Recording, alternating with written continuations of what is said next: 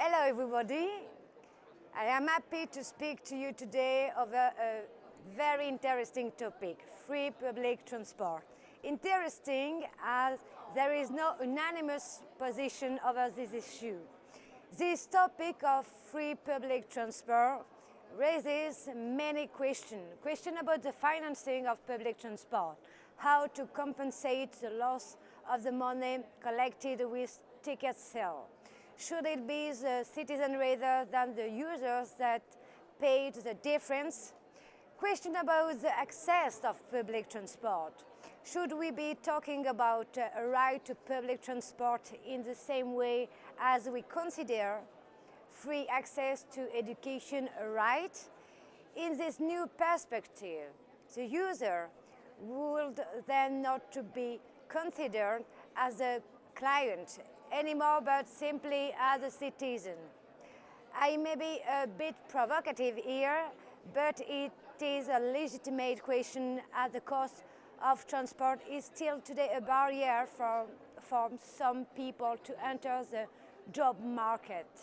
The fact that in 2050, 80% of the population will be living in cities makes it even more crucial. People should have the right to move. Finally, there is also the question of the modal shift. By making public transport free, are we attracting the right people? And by right people, I mean the car drivers and not just the pedestrian and cyclists. It is by convincing car drivers to switch to public transport and soft modes that this measure will have a clear impact on congestion, air pollution, health problems caused by traffic. I was last year at the informal Council of Transport Ministers in Tallinn. Tallinn is the first European capital to have implemented free public transport for its inhabitants since 2013. Tallinn has based its financial model on the new income linked to the increase of people registering as inhabitants in the city.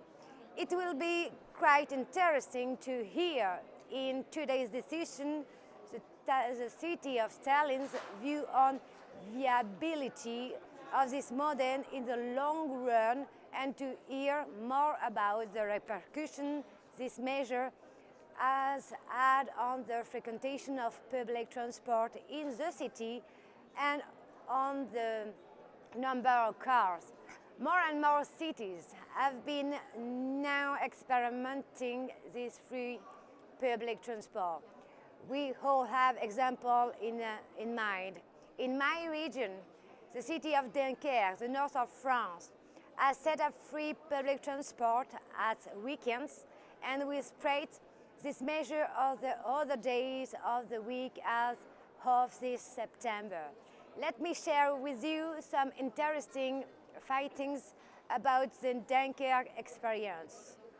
The use of public transport, which usually is below 5% in Dunkerque. Dunkerque is very much a car city, reaches 78% during the weekend.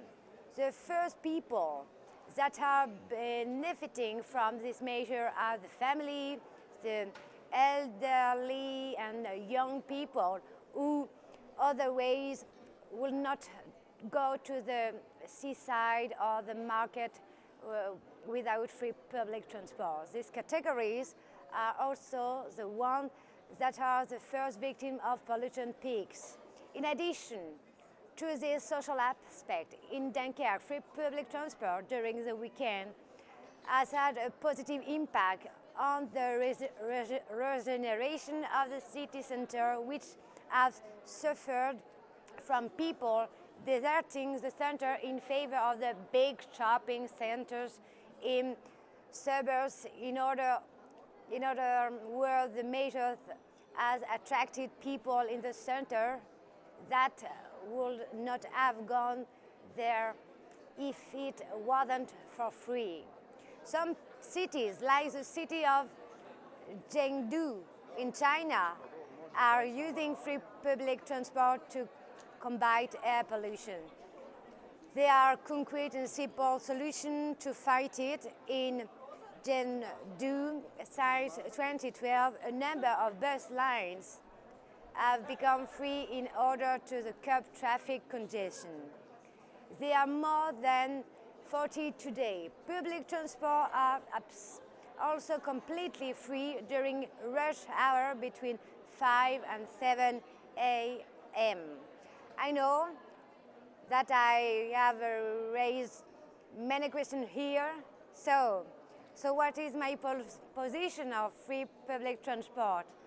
I think that is a powerful tool to fight against air pollution in cities, and we should really look closer at what some Chinese cities are doing. Public transport can also have meaningful social impacts.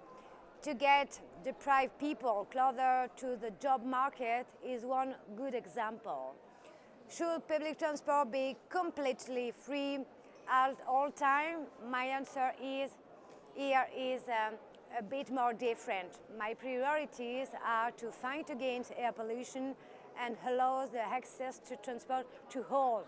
And I believe that free public transport is a great tool in these two cases. It also depends on the particular context of cities. Having free public transport in Dunkirk, where the vast majority of people move around by car, is more pertinent than in cities such as Copenhagen, where the modal share for cycling and walking is very high. In any case, free public transport should not be used as a communication tool, but as a concrete solution to respond to concrete environmental and social challenges. So, thank you, and I wish you all a nice conference with interesting debates.